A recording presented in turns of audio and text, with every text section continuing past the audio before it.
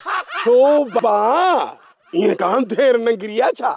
पावली मुंजिया मुंजी ये टोनी के कब्जो करण कोन ॾींदुसि किथां हलियो आ कराची खां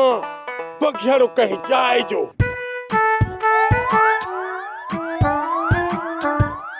मुंजी कूज के खाण बियो टोनी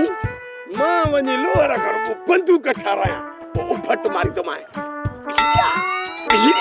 जेडी मल मिले तो हिला के रख दूंगा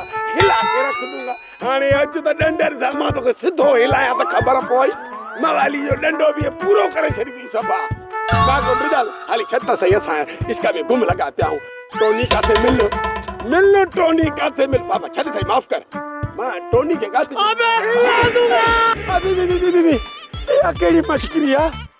ए तो कुहाड़ी खड़ी मुखे ही मारना है वा नबी देवाली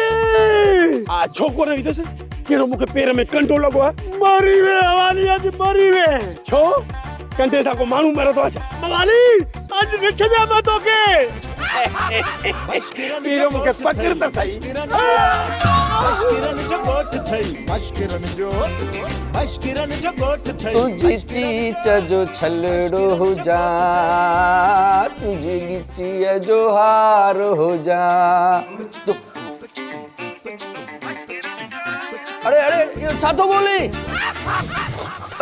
अरे गोबाटा घम चक्कर कुराना कमदार मोर राजो किथे आ काथे दिठुई अरे ने भागा राजो हूं दो हीरा वटो मुखे केड़ी खबर त राजो किथे आए त पो हीरा किथे आए मुखे त अग में तवा जी हीरा ते शक आहे अरे ने भागा हीरो ही पंजाब जे शहर जंग जी स्यालण जेकरे हितां जो हुजे तो मुर्शिद लतीफ न गाए सा गोबाटा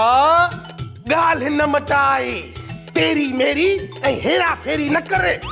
न त डंडो हणी नंद कढी छड़ी दो साए अरे मुजो राजो न खा न त बद आज़मो थींदई रख शर्त निपुटया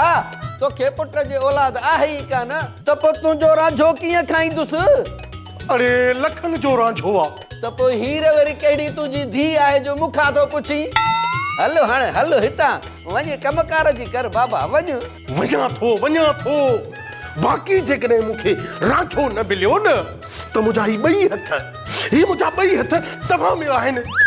ऐं मूंखे पको ॾस मिलियो आहे त रांझो हेॾां आयो आहे हा तू सेठ धनु जा ढगा काहे वेजाया हलो हाणे पुट हलो लाहे लुड़ अरे बिस्मिल्लाह अची वियो मुंहिंजो साह मुंहिंजो जानी बबलू काथे तो के गोलियो मुझो राजा काथे है मुझा जानी गोबाटा घम चक्कर ही दिस मुझो राजो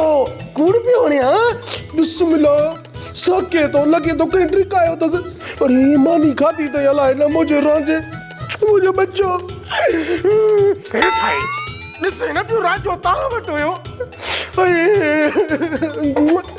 मुझा बच्चा